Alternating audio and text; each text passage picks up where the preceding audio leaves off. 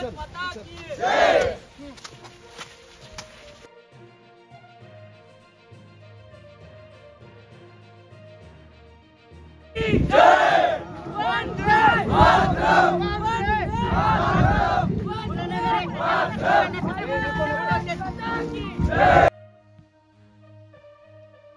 नमस्कार, लोकनेता मराठी न्यूज मध्ये आपले स्वागत। साई गणेश मिलिटरी ट्रेनिंग कॅम्पवर कर्नलच्या हस्ते ध्वजारोहण, तिरंगा ध्वजारोहण आणि भारत मातेच्या प्रतिमेचे करण्यात आले पूजन। 25 वर्षापूर्वी स्थापन झालेली साई गणेश मिलिटरी अकॅडमी अविरतपणे तरुणांना देशसेवेसाठी घडवण्याचे काम करत आहे। फौजी तयार करण्यात अग्रेसर असणाऱ्या अग्रणी संस्थांमध्ये साई गणेश मिलिटरी कॅम्पचा समावेश होतो।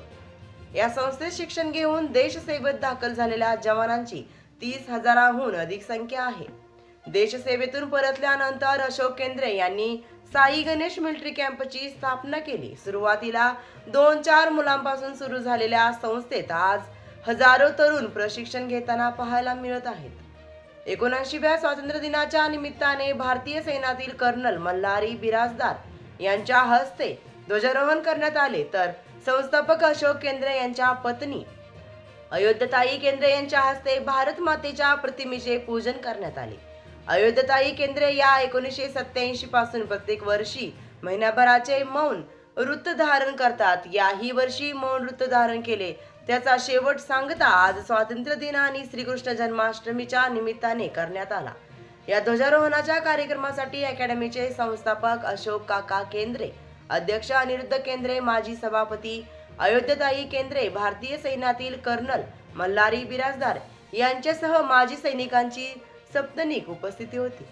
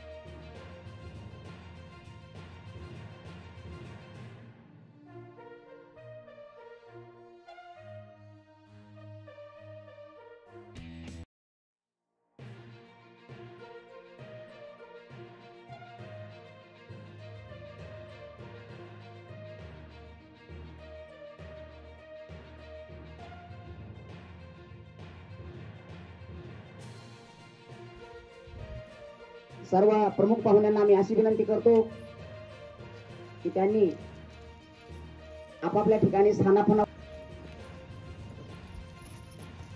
आणि मन मिळावं आमचे मित्र आहेत।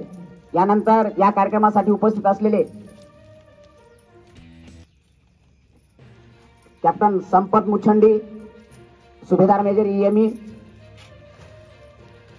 Nagnath Dahiphale, sarpanch Molvan, Hariram Kishanrao Kendre, gunner Vitthal Kendre, bus driver, bus depot Ahmadpur, Shankar Gouda police Patil.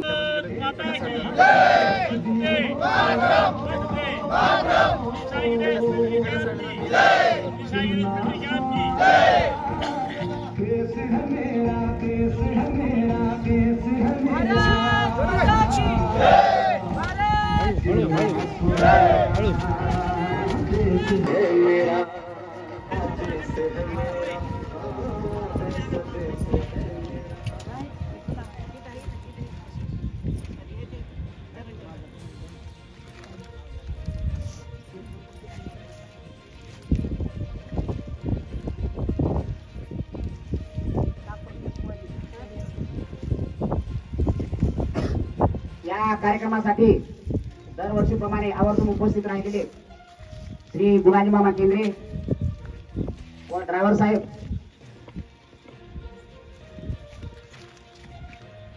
यांचं सुद्धा स्वागत.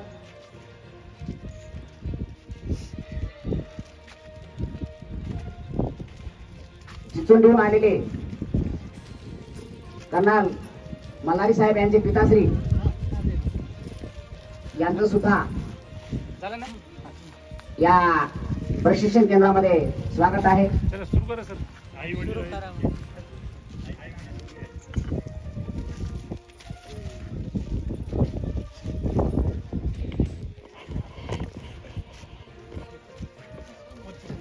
खड़े हो जाओ साहब, पूर्ण बना का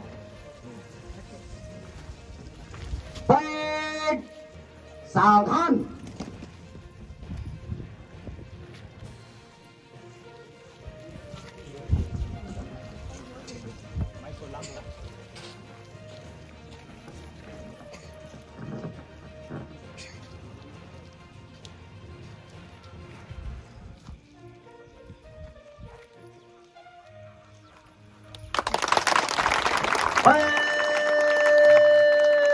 एक साथ पंचायत में राष्ट्रगान श्री जय जनगण मन अधिनायक जय हे भारत भाग्य विधाता. पंजाब सिंध गुजरात मराठा द्राविड उत्कल बंग विंध्य हिमाचल यमुना गंगा उच्चल जलधि तरंग. तव शुभ नामे जागे तव शुभ आशीष मागे गाए तो जय गाथा. जनगण मंगलदायक जय हे भारत भाग्य विधाता. जय हे जय हे जय हे जय जय जय जय हे. हाथ नीचे बोलो भारत माता की भारत माता की वंदे वंदे. श्री साई गणेश मिलिट्री कैंप की श्री साई गणेश मिलिट्री कैंप की परेड दशम. प्रभाकर माधवराव गवळे चालक अहमदपूर. गणेश मुंडे पत्रकार.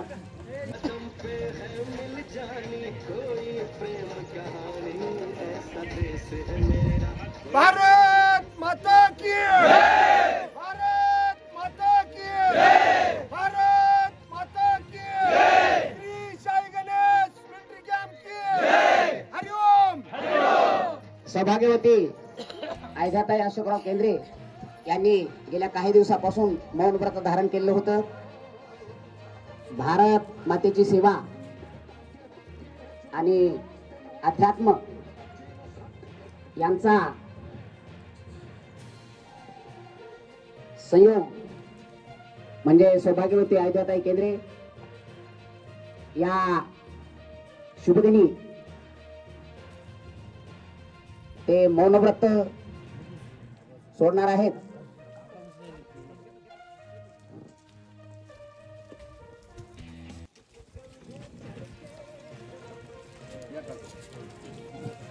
माइक पकड़.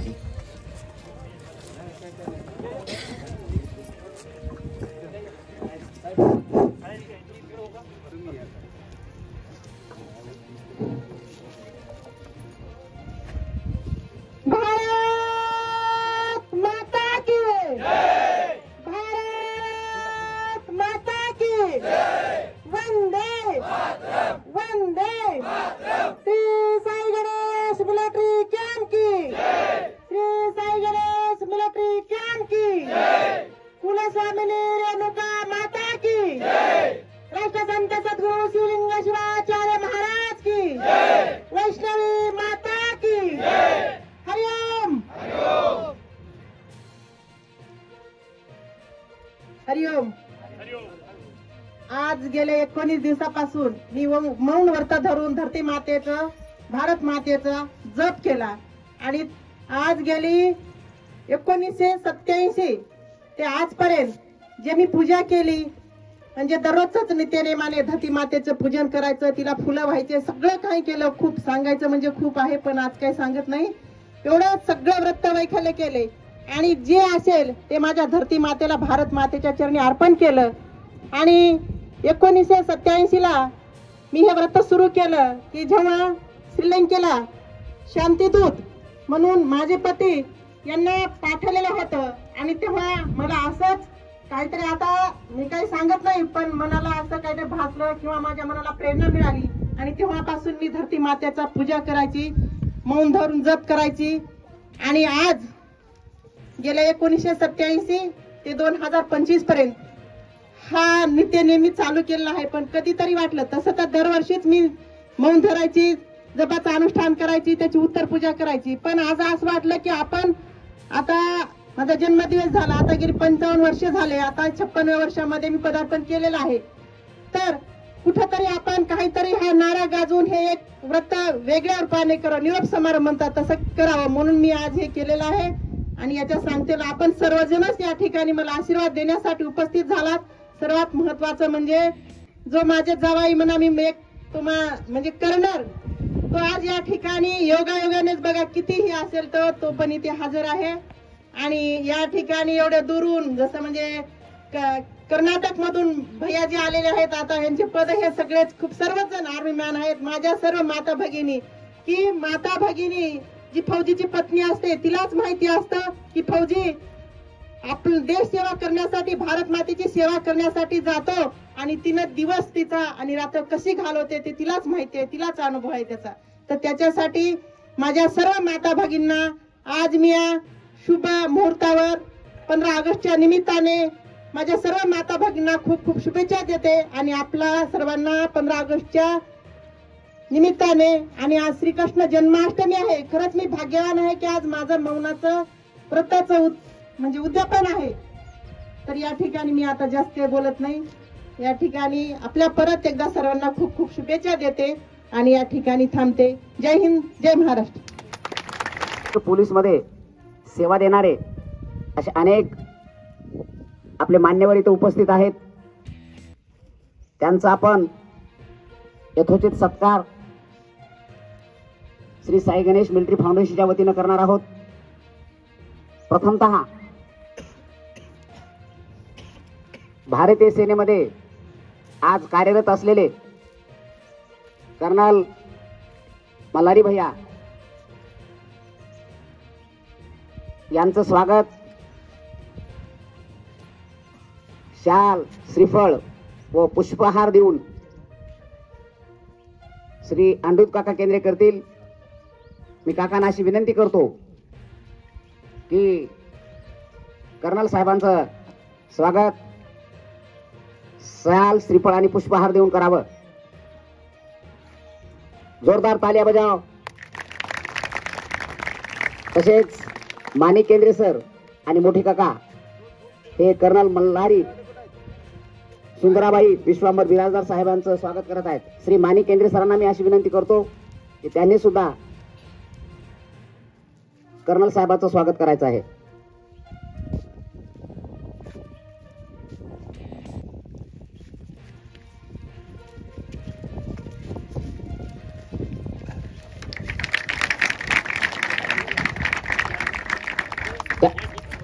कर्नल साहेबांचं स्वागत अध्यक्ष महोदय श्री अंडूत काका केंद्रे व माणिक केंद्रे सर यांच्या हस्ते का हे कॅप्टन संपत मुछर्डी साहेब, सुभेदार मेजर EME यांचं स्वागत करत आहेत. ज्यांनी भारतीय सेनेमध्ये आपली सेवा यशस्वीरित्या पूर्ण केलेली आहे.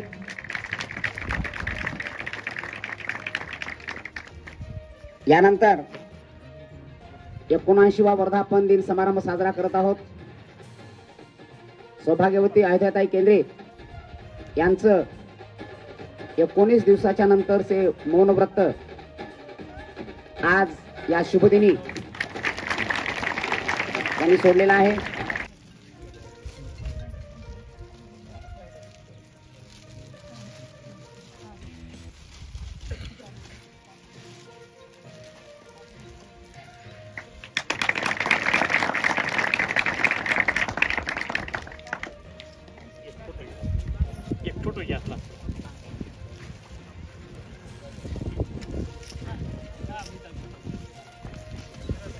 रणजीबाचा, आमच्या कर्नल साहेबाचा आणि सर्व आदर म्हणजे हे आदर ठेवून आपण कामाला लागा जसं कर्नल साहेबांनी म्हणले, त्यामुळं ते काही आपण कामयाब जरूर होणार आहोत.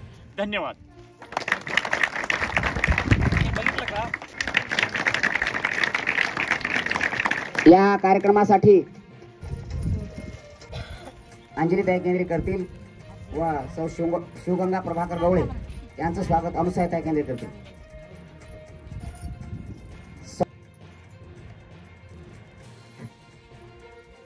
यानंतर थोडक्यात प्रास्ताविक मांडतील श्री अंडूत काका केंद्रे. मी अंडूत काकांना अशी विनंती करतो की त्यांनी या स्वातंत्र्य दिनाच्या निमित्तानं आपल्या समोर आपले विचार प्रकट करावेत, थोडक्यात प्रस्तावना करावी. श्री अंडूत काका केंद्रे.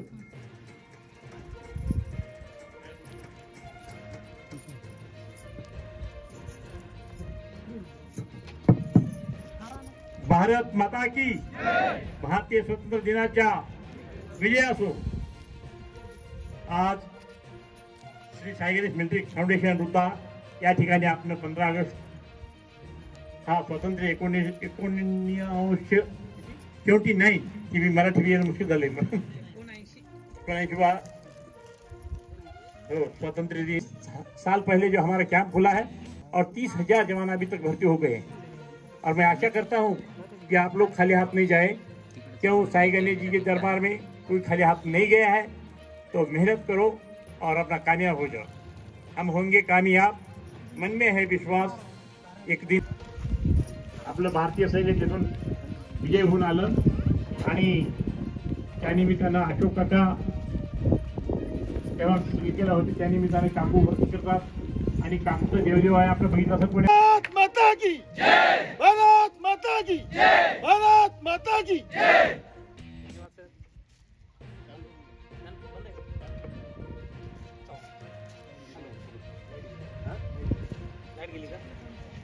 ठीक आहे, नाही काही नाही लाईट गेली का?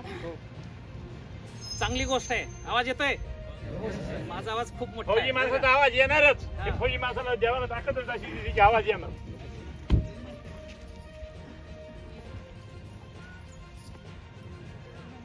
साई गणेश मिलिटरी फाउंडेशनचे अध्यक्ष, व्यासपीठावर उपस्थित मान्यवर, माझ्या आई बहिणी आणि समस्त उपस्थित सगळेजण, आणि सगळ्यात विशेष म्हणजे ज्या कार्यक्रमाची शोभा तुम्ही वाढवलात ते सगळे विद्यार्थी,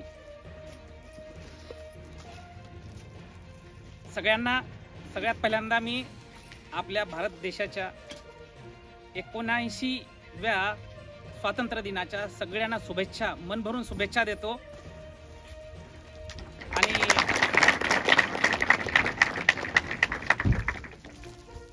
प्रत्येक सैनिकाचं एक स्वप्न असतं, ज्या भारत मातेची सेवा करतो आणि जेव्हा स्वातंत्र्य दिनाच्या निमित्ताने ध्वजारोहण करण्याचा जे प्रसंग येतो आणि त्यांना त्या प्रसंगामध्ये मान मिळतो ध्वजारोहण करण्याचा, तेव्हा खूप मन भरून येतं. आणि असं वाटतं की एका सैनिकाला जो मिळणारा सन्मान असतो ते आपल्याच लोकांनी दिला, तेव्हा सैनिकाचं मन भरून येतं आणि देश सेवा परत अजून चांगल्या पद्धतीनं, अजून चांगलं परत मन भरून करायचं किंवा इमानदारीने करायची जी आहे ना ताकद मिळते, प्रेरणा मिळते. म्हणून आज मी ह्या संस्थेचे सगळे अध्यक्ष आणि पदाधिकारी यांना मी खूप खूप धन्यवाद देतो. आज मी ह्या घरचा जावई आहे, पण जावयाच्या पलीकडे मी आज एक सैनिक म्हणून उभा आहे. एक संस्था आहे ज्यामध्ये तुम्ही ट्रेनिंग घेता आणि भारत सैन्यामध्ये किंवा पोलीसमध्ये किंवा इतर दुसऱ्या अर्धबलामध्ये तुम्ही भरती होता. बोलण्यासाठी माझ्याकडे खूप काही आहे, पण मी जास्त काही नाही बोलणार. तुम्हाला जस्ट काहीतरी प्रोत्साहनपर, मोटिवेशनल काहीतरी तुमच्या मनामध्ये ती जिद्द यावी, प्रेरणा यावी आणि तुम्ही इथून सक्सेस व्हावेत, ह्यासाठी मी 2 शब्द बोलतो. जसं म्हणतो ना आपण, वाळूचे कण रगडीता तेलही गळे. वाळूमध्ये तेल असतं का? असतं का? नसतं. पण म्हण अशी आहे की जी अशक्यच गोष्ट आहे ते शक्य होण्यासाठी जर तुम्ही प्रयत्न केलात तर ते नक्की यशस्वी होतात.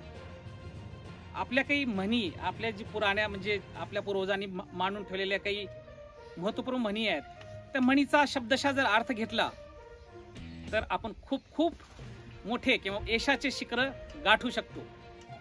जसं आज माझ्या आई आणि वडिलांना दोघांना पण बघितला, खूप सामान्य परिवारामधून, आणि आज पाहायला गेलं तर मी खूप उंची गाठलेली आहे. माझ्या यशाचे 3 मूळ मंत्र होते, मी तुम्हाला सांगून देईन. सगळ्यात पहिल्यांदा आई, वडील आणि गुरु ह्यांनी सांगितलेला प्रत्येक शब्द पाळायचा.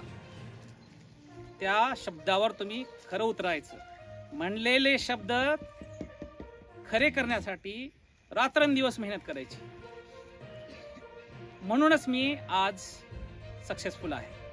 आई आणि वडील, तुम्हाला कसं वाटतं की जसं आता तुम्ही अशा वयामध्ये आलात की तुम्ही आता येणाऱ्या 2 वर्षामध्ये तुम्ही काय करणार आहात आणि कसे जाणार आहेत, आणि एक वेळेस तुमचं आयुष्याचं एक लाईन, एक वळण ठरलं की मग तीच तुमची काय बनते, पर्सनॅलिटी बनते, आणि तुम्ही ह्या समाजामध्ये उभारून येता. ह्या 2 वर्षामध्ये 3 वर्षामध्ये तुम्हाला जे काय करायचं असेल, तुम्ही सैनिक व्हाल तर सैनिकाचं जीवन व्यापन करणार, तुम्ही ह्याच्यामध्ये अजून दुसऱ्या पोलीसमध्ये जाल तर पोलिसांचंच असेल, किंवा CRPF मध्ये जाल, किंवा जिथं जे इथले विद्यार्थी सक्सेसफुल नाही झाले त्यांनी आपल्या आयुष्यामध्ये दुसऱ्या काही बऱ्याच गोष्टी करतील. जेव्हा तुम्ही करता तेव्हा तुमच्या जीवनाचं खरा पुरुषार्थ आणि हे काम पर्सनॅलिटी जे ना समाजापुढे उभारून येते. ते घडवण्यासाठी तुम्हाला जे मी सांगितलं पहिला मंत्र, आई, वडील आणि गुरु. आईचं जे महत्व असतं ते आपल्याला कळत नाही, पण आईचं जर तुम्ही प्रत्येक गोष्ट ऐकलात तर अशी गोष्ट शिकून जाते आई की तुमच्या उभ्या आयुष्यामध्ये. आजही मला माझ्या आईनं शिकवलेल्या गोष्टीचं खूप मदत होते. कशी? मला आईनं धुणं, भांडे, सारवण, सडा सगळं शिकवली, कपडे धुवायला शिकवली. ते जे वळण लावलं की सकाळी उठायचं आणि असं हे केल्यानंतर तुम्ही सगळं व्यवस्थित आपलं अंतरून स्वतःचं काढायचं असतं, स्वतःचे कपडे स्वतः धुवायचे असतं. हे जे वळण लावले ना आजही गेलं नाही माझं. म्हणून तुम्ही काय असतात, शिस्तबद्ध होतात. तुम्हाला घरची खरी परिस्थिती कळते. जेव्हा आपण घरातच नसतो तेव्हा आपल्या घरामध्ये काय आहे, खायला आहे किंवा नाही आहे, पैसे आहेत की नाही आहेत, आपली परिस्थिती कशी आहे सांगताच येत नाहीये. म्हणून जेव्हा आपल्या आईशी खूप निगडीत असतो ना, तसंच आई कधी बोलून दाखवते, कधी रडून दाखवते, पण त्याही पेक्षा मोठा असतो बाप. त्याला रडता येत नाही आणि सांगता येत नाहीये, पण घराच्या जबाबदाऱ्या खूप जाणीवपूर्वक उचलत असतो. तसेच माझे वडील प्रत्येक वेळेस त्यांनी म्हणजे माझ्या आयुष्यात त्यांनी दिलेली साथ एकच आहे, त्यांनी मला आयुष्यभर मोकळं सोडलं. मला कुणाच्या तरी घरामध्ये नेऊन हे 4 म्हशी तुझ्या आहेत, द्या हो पाटील साहेब 2000 रुपये, माझं कधीही केलं नाही. त्यांनी म्हणले तू शिक, आम्ही तुझ्या पाठीशी आहेत. आणि हीच साथ मला जे ना आयुष्यभर भेटली. ही जी साथ असते ना तिथंच माझी प्रेरणा होती. आणि म्हणून मी कमवा आणि शिका ह्या पद्धतीवर, कर्मवीर भाऊराव पाटील होते, कोणी ऐकलंय नाव? कर्मवीर भाऊराव पाटील म्हणायचे, तुम्ही जर तुमची परिस्थिती नसेल तर कमवा आणि शिका. आणि ह्याच धर्तीवर मी जेव्हा जेव्हा मला आर्थिक अडचणी आल्या तेव्हा मी मिळेल ते काम केलेलं आहे. आणि त्या मिळेल त्या कामातून हे आज शिखर गाठलेलं आहे. प्रत्येक माझ्या कॉलेजमधली फीस असू द्या किंवा शाळेमधली फीस असू द्या, मी स्वतः काम करून स्वतः जमवून केलेलं आहे. कुणाकडे भीक नाही मागितली, कुणाकडे स्वतःचा सन्मान, आत्मसन्मान जो असतो, स्वाभिमान असतो, कधी गहाण ठेवलाच नाही आणि त्याची गरजही पडली नाही. आणि हे जे असतात पहिले 2 गुरु असतात आपले, त्यांनी मला खूप साथ दिली. 3री गुरुची जेव्हा गोष्ट करतो तेव्हा आपल्या आयुष्यामध्ये आपण कोण होणार आहेत ते 3रे गुरु आपल्याला शिकवतात. ते म्हणजे आपले गुरुजी असतात, शिक्षक असतात. जगामधले हे 3च व्यक्ती असे असतात, ते तुम्हाला निस्वार्थपणे, त्यांच्यामध्ये कसलाही स्वार्थ नसतो. त्यांची कधी इच्छा नसते की माझा मुलगा असा होऊ नये, माझ्या मुलाला हा आजार व्हावं किंवा माझ्या मुलाचं असं वाटोळ व्हावं. कधी म्हणते का आपली आई आणि वडील? त्याच भावनेचे शिक्षक असतात. प्रत्येक शिक्षकाच्या मनामध्ये असतं की माझा विद्यार्थी चांगला निघाला पाहिजे, शाळेमध्ये नंबर 1 ला असला पाहिजे, ह्या शाळेपासून दुसऱ्या मोठ्या शाळेत जाऊन मोठा व्हायला पाहिजे.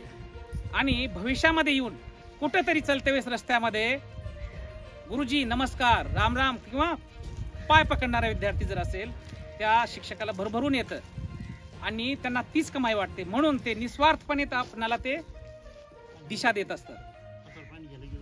म्हणून तुमचा हा पहिला, अगर तुम्हाला आयुष्यामध्ये सक्सेस व्हायचं असेल तर हा मूळमंत्र घ्या. आई वडिलांची सेवा करा, त्यांच्या म्हणलेल्या प्रत्येक गोष्टीवर तुम्ही विचारपूर्वक विचार करा आणि गुरुला मान द्या. गुरु जे सांगतात तेच करा. तुमच्या एका आयुष्याला एक वळण मिळेल. दुसरा मूळमंत्र माझ्या आयुष्यातला ते म्हणजे कष्ट, निरंतर कष्ट. म्हणतात ना की श्रीकृष्ण पण म्हणतात की कर्मयोगी व्हावं, कर्मनिष्ठ व्हावं. आणि जेव्हा आपण स्वतः आपले कर्म करतो तेव्हा त्याचं फळ देण्यासाठी ईश्वर असतोच. जेव्हा आपण कर्म करतो आणि खरंच कर्म करतो आणि आपल्याला फळ मिळत नाही, हे असं कधीही होत नाही. देवाला पण भीती वाटते की ह्या माणसानं खरं कर्म केलेलं आहे आणि फळ जर नाही दिलं तर हे माझ्या देवत्वामध्ये काहीतरी कमी असलं असं वाटतं. म्हणून तुम्ही हमेशाच कर्म करा, कष्ट करा. कष्टाचं जे आहे ना फळ होतच असतं. तिसरं म्हणजे आयुष्यभर शिकत राहा, काहीतरी मोठेपणा येतो. आयुष्यभर शिकत राहा म्हणजे जसं आज मी भारतीय सैन्यात 23 वर्ष राहिलो. 23 वर्षामध्ये मी एकही दिवस शिक्षण न घेता थांबलेलो नाही. मी परमिशन घ्यायची आणि करायचं. नशीब बघा कसं असतं. नशीब तुम्ही मेहनत केलात ना, असं म्हणलं जातं प्रकृती असते आपली. प्रकृती म्हणजे कोण असते? हे आजूबाजूचे आपली झाडं झुडपं है ना, नदी नाल्या, आपल्यासोबतचे माणसं, शेजारी, घरदार, ह्याला प्रकृती म्हणतात, जी नॅचरल आहे. जेव्हा आपण एखादी मनामध्ये सुप्त इच्छा धरतो आणि त्या दिशेने प्रयत्न करतो तेव्हा ही कायनात, ही प्रकृती सुद्धा आपल्याला यश गाठण्यासाठी मदत करत असते. आणि माझ्या आयुष्यामध्ये असंच झालं कसं बघा. MBBS झाल्यानंतर एक सुंदर युनिफॉर्म मधला एक आमचा सिनियर बघितला, अरे कॅप्टन, म्हणजे ओहो कॅप्टन खूप चांगला असतो. आणि त्याच मुलाला पाहून युनिफॉर्म मध्ये वाटलं की यार आपणही कॅप्टन व्हावं. आणि तसे प्रयत्न केले, कॅप्टन झालो. लहानपणी माझं मॅथ खूप सुंदर होतं, चांगलं होतं, म्हणजे पक्क होतं म्हणतात ना, सुंदर म्हणण्यापेक्षा पक्क होतं. पक्क असल्यामुळं एक बाबाजी आले होते माझ्या घरामध्ये ना वेळामावशीच्या दिवशी आणि म्हटले की हा मुलगा तुमचा इंजिनियर होईल बघा म्हणून. मग जेव्हा मी डॉक्टर झालो तेव्हा माझ्या मनात कुठंतरी एक पाल चुकायची. अरे एक साधू बाबा आले होते, त्यांनी म्हटले की तू इंजिनियर होणार आहे. मी तर डॉक्टर झालो आणि आता 14 वर्षाची सर्व्हिस पण केली. नशीब कसं असतं बघा. जेव्हा मी नेपाळहून परत आलो तेव्हा स्टडी लीवमध्ये IIT खडगपूरमध्ये मला पोस्ट ग्रॅज्युएशन करायची संधी मिळाली, master of medical sciences and technology. हे आपल्या भारतातलं सगळ्यात पहिली IIT आहे आणि सगळ्यात मोठी पण आहे. आणि इथं ऍडमिशन घेण्यासाठी खूप काबाड कष्ट करावं लागतात, खूप मार्क्स घ्यावं लागतात. पण नशीब कसं बघा, मला मौका मिळाला आणि डॉक्टरचा इंजिनियर पण झालो. आणि असंच आवड म्हणून मी शिक्षण घेत राहिलो तर मी वेगळ्या क्षेत्रामध्ये MA पॉलिटिकल सायन्स पण केलेला आहे. MA आता जस्ट जम्मूमध्ये असते वेळेस परमिशन घेऊन MA सायकोलॉजी केलं. आणि मी काही ना काही शिकत असतो. म्हणून तुम्ही हे जर 3 मूळमंत्र जर घेतलात, तुम्ही जरी सैन्यामध्ये भरती होण्यामध्ये जरी अपयशी ठरलात तर तुम्ही तुमच्या आयुष्यामध्ये अपयशी ठरू नयेत, ही माझी खूप मनातून इच्छा आहे. आणि त्यासाठी जर तुम्हाला माझ्या बोलण्यातून काही 2 शब्द, एखादी वाक्य, एखादा मंत्र जर तुम्हाला पटत असेल तुमच्या मनाला तर तुमच्या जीवनामध्ये रुजवा.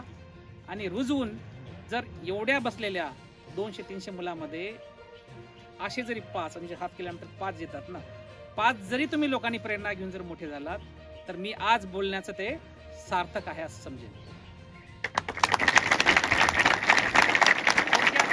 मेन उद्देश आहे सैन्यामध्ये भरती होणं. सैन्याबद्दल मी थोडं सांगतो.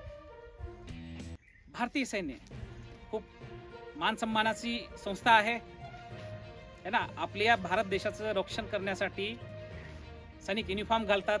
26 जानेवारीचा तुम्ही परेड बघता किंवा इतर गोष्टीमध्ये तुम्ही बघता, मला मनामध्ये छान वाटतं की नाही युनिफॉर्म मधल्या आर्मी सोल्जरला बघितल्यानंतर वाटतं ना. जसं मला प्रेरणा मिळेल तसं इथं बसलेल्या कमीत कमी 80% लोकांना तर वाटत असेल की युनिफॉर्ममध्ये सर्व्हिस करणं खूप सौभाग्याचं असतं आणि तशीच ही संस्था भारतीय सेना आहे. भारतीय सेनेमध्ये येण्यासाठी मला सगळेच नियम वगैरे माहिती आहेत. बऱ्याच लोकांचं ना अग्निवीर स्कीम आली म्हणून खच्चीकरण झालेलं आहे. त्याच्यामध्ये तुम्ही विचार करू नका.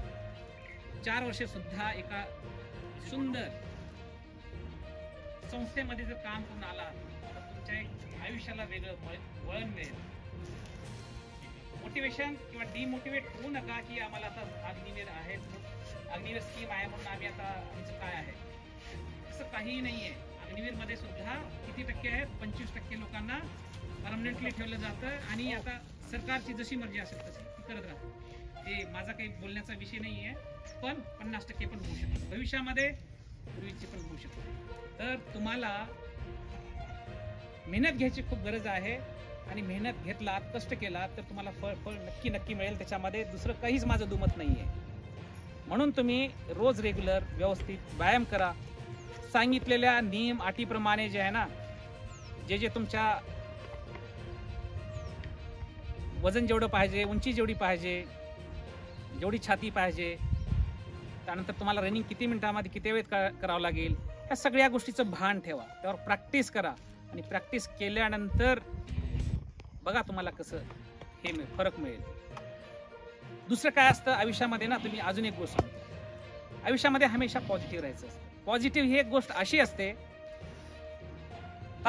पॉझिटिव्ह म्हणजे तुम्हाला बहुतेक समजेल. पॉझिटिव्ह म्हणजे काय असतं? सकारात्मक आहे ना. आणि दुसरं काय असतं? नकारात्मक. नकारात्मक विचार आपल्या मनामध्ये हमेशाच येतात. ते नॅचरल आहे. जेव्हा आपल्या मनात किंवा काही गोष्ट असते ना, आपल्या स्वतःच्या प्रोटेक्शनसाठी एक नॅचरल एक नकारात्मक शक्ती येते आपल्या मनामध्ये. पण त्या नकारात्मक शक्तीला कसं सकारात्मक करायचं हे तुमच्या मनावर आहे. आपल्या सगळ्यांच्या आयुष्यामध्ये सगळ्याच गोष्टी चांगल्या होतात का? सगळ्याच जे म्हणेल ते होतं का? नाही होत.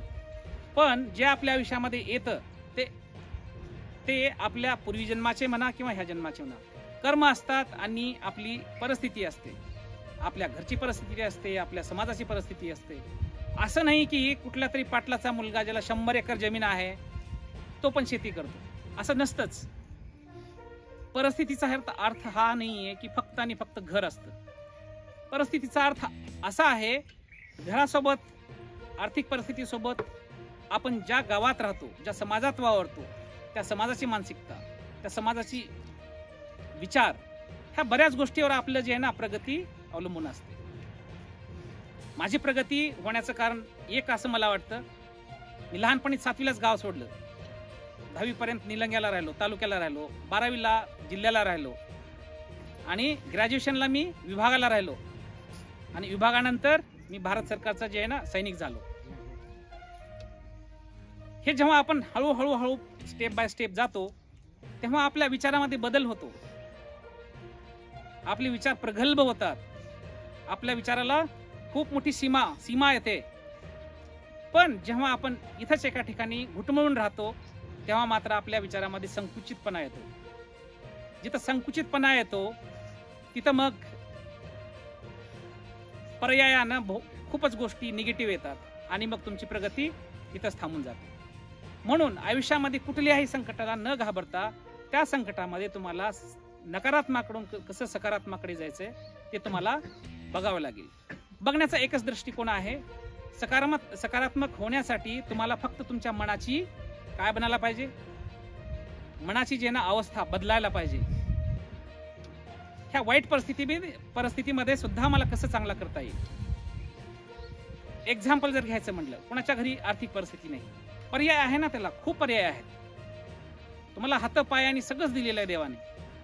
शिक्षण जरी घेत असेल तर तुम्हाला शनिवार रविवार आहे. असं किती तुम्हाला लागतं सांगा बरं स्वतःला पोचण्यासाठी. आई वडील असंही पोचतात तसंही पोचतात. मग तुमचा समजा 1 किंवा 2 दिवसाच्या कामामध्ये तुमच्या वह्या पुस्तकाची व्यवस्था होणार नाही. होऊ शकते म्हणून आपण स्वतःहून काम करायचं. असं असेल की अजून जास्त खराब असेल परिस्थिती तर आपण प्रत्येक गोष्ट पर्याय शोधला पाहिजे. एकाच पर्यायावर जर थांबून राहिलो आपण तर आयुष्यामध्ये कधीही आपण सक्सेस नाही होणार. म्हणून नकारात्मकाकडून सकारात्मकाकडे जावा, तुमच्या आयुष्यामध्ये चांगलीच उन्नती होत राहील. बाकी आता खूप वेळ झालेला आहे प्रोग्रामला आणि बोलायची मला सवय आहे, किती बोलू शकतो, पण मी आता मी सांगण्यापेक्षा एक 5 मिनिटं तुम्हाला पण, तुम्ही सकाळी 8 वाजल्यापासून बसला असाल किंवा 6 वाजल्यापासून ह्या प्रोग्रामची तयारी करत असाल, म्हणून इकडून तर संयोजकाकडून नाही पण माझ्याकडून तुम्हाला माझा वेळ 5 मिनिट तुमच्यासाठी देतो. तुमच्या काही शंका असतील किंवा तुमचं काही मन असेल किंवा तुम्हाला जर काही वाटत असेल तर तुम्ही मला विचारू शकता. 5 मिनिट माझ्याकडून तुमच्यासाठी आहे. सवाल नसेल तर मी बोलत राहीन, असेल तर मी त्याला उत्तर देत राहीन. शेवटी येतंय का ऐकू? थोडासा कमी यायला लागले तिकडे, मला माहिती आहे. हा, आणि काही हरकत नाही, काही हरकत नाही. त्यानंतर आता मी 2 मिनिटांमध्ये आभार मानतो. जसं आमचे मावशी म्हणतो मी माझ्या सासूबाईंना, त्यांनी जे भूमिपूजन करतात, एक म्हणजे म्हणतात आपल्या मातीची सेवाच असते. 1987 पासून करतात आणि आज तागायत करत आहेत. खूप धार्मिक आहेत. त्यांचं आज 19 दिवसानंतर मौनव्रत तुटलेलं आहे आणि त्यांच्यासारखी पूजापाठ मी अजूनही माझ्या आयुष्यामध्ये बघितली नाही. खूप करतात आणि त्यांनी ज्या संकल्पाने, जे संकल्प घेऊन आतापर्यंत हे कार्य करत आले, त्यांची जी इच्छा आहे, मी ईश्वराला प्रार्थना करतो की त्यांची पूर्ण इच्छा जी आहे पूर्ण व्हावी. बाकी इथं थांबून मला बोलण्याची संधी मिळाली, छान वाटलं. सगळ्यांचे आभार. तुमचे काही प्रश्न नसतील तर तुम्ही सांगा, अदरवाईज विषय कुठलाही असू द्या. प्रोग्राम सुटसुटीतच असला पाहिजे, लांब लचक नाही व्हायला पाहिजे, नाहीतर आपण बोर होऊन जाऊ. ठीक आहे? तुमचे काही प्रश्न नाहीत असे समजून मी माझी जागा घेतो. थँक्यू.